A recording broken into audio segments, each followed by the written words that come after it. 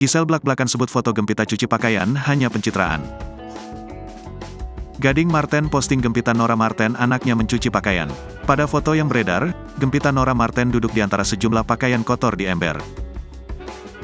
Jadi, foto Gempita itu ramai di perbincangan netizen. Karena itu, Gisela Anastasia angkat bicara.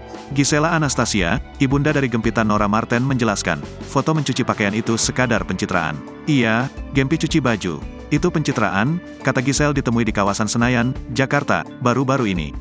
Giselle menjelaskan saat itu Gempi hanya sedang menemani mencuci baju. Kendati begitu, ibu satu anak ini justru bangga pada Gempi karena rasa empatinya sudah tumbuh. Cuma nemeni Mbak Ama doang, cuma sebentar doang, gini loh. Abis itu udah, ujar Giselle. Tapi, gak apa-apa kan dari kecil juga dibangun empatinya. Kebiasaan untuk membantu, gak cuma minta tolong doang, jelasnya lagi. Terlebih, Giselle mengaku memang mengajarkan sang buah hati untuk mandiri sejak dini.